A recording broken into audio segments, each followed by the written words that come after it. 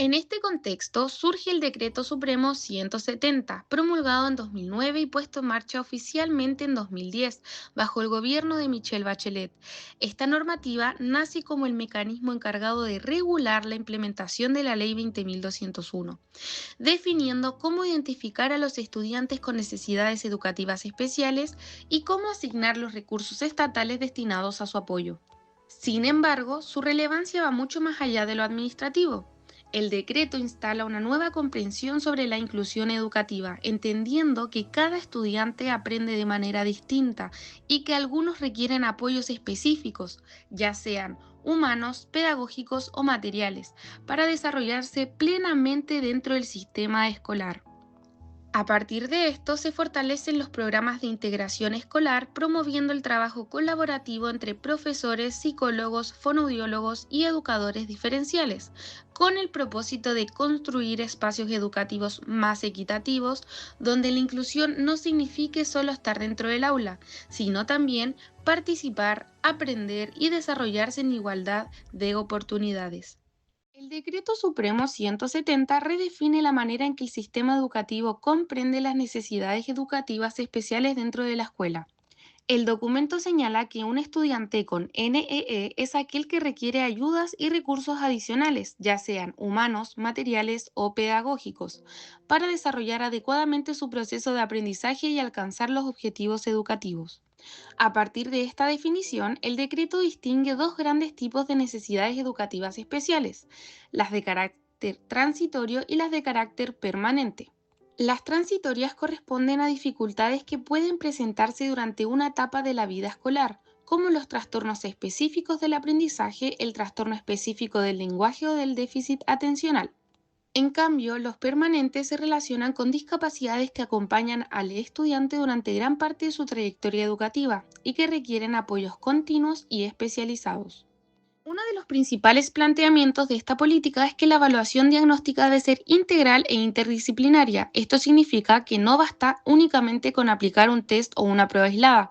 El proceso debe considerar información entregada por la familia, los profesores y distintos profesionales especializados, incorporando además el contexto social, familiar y escolar del estudiante.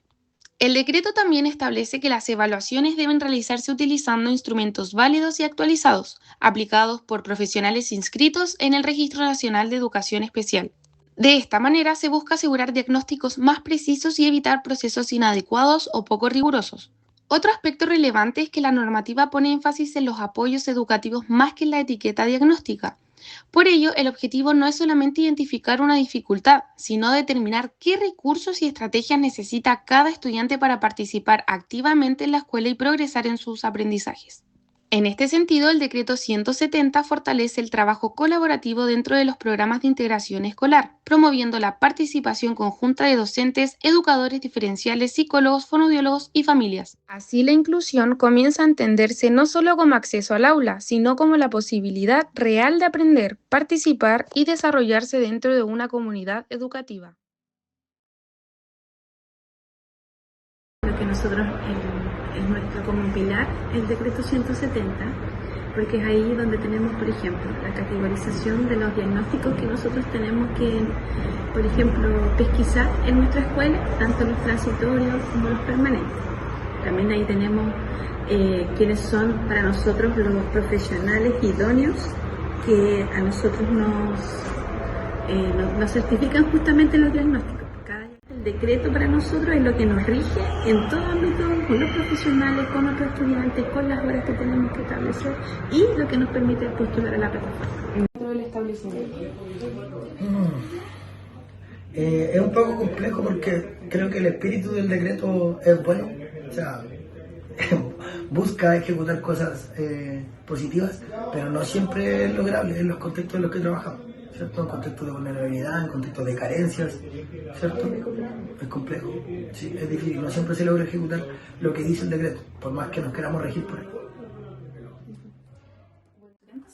Es súper complejo porque el decreto 170 está hecho para la educación humanista, no para la educación técnico-profesional.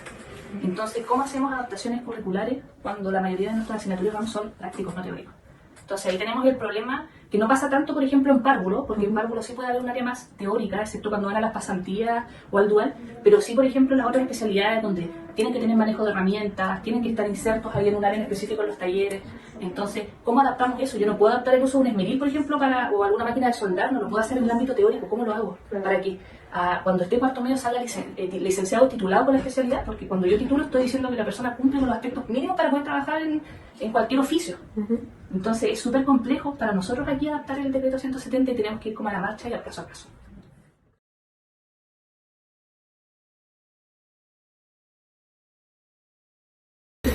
Sí, o sea, lo positivo siempre va a ser de que está mucho más visibilizado ahora, porque antes existían los grupos diferenciales, pero ya con el decreto la verdad es que existe todo este apoyo, como les comentaba yo, de recursos. O sea, antes es imposible tener un terapeuta en la escuela, o tener más horas de fono, o tener psicólogo, aparte del psicólogo de convivencia escolar, que es el psicólogo de PI. Por ejemplo, una de las desventajas es que ellos no cubren, por ejemplo, no se cubre a los técnicos en diferencial, y son súper necesarios. Son súper necesarios, sobre todo con estudiantes TEA que son no verbales. Entonces es súper complicado allí. Pero el decreto eso no lo cubre, por ejemplo. Y ahora con todo este boom que tenemos muchos estudiantes, que nosotros nos creció más del 50% de estudiantes TEA, entonces de verdad que necesitamos ese apoyo. Lo positivo es que existimos nosotros, porque si no, no estaríamos insertos dentro del sistema educativo. Eso es lo positivo. Ya, lo positivo es que también tú tienes la facilidad, ¿cierto?, de hacer codocencia con los profesionales, y lo positivo también es que tú aprendes de otros profesionales. ¿Ya? Y eso yo encuentro que es súper positivo. ¿Ya? Y también aprendes de los propios estudiantes con distintas condiciones. Eso yo encuentro, más que todo, es la relación, el vínculo que uno genera con los estudiantes y con los otros profesionales. El decreto 170 se ha consolidado como una de las principales herramientas para la inclusión escolar en Chile, ya que establece los criterios para identificar a estudiantes con necesidades educativas especiales y acceder a apoyos especializados. Las entrevistas realizadas destacan que esta normativa ha permitido visibilizar necesidades que antes no siempre eran reconocidas, fortaleciendo además los programas de integración escolar mediante recursos y equipos multidisciplinarios. En este sentido, Villarroel Bravo señala que la normativa ha contribuido a organizar los apoyos destinados a estudiantes que requieren mayores oportunidades de participación y aprendizaje. Sin embargo, las voces recogidas también evidencian desafíos en su implementación. Uno de los aspectos más mencionados es que el acceso a los apoyos depende de la existencia de un diagnóstico, lo que puede llevar a que la atención se centre principalmente en la condición del estudiante.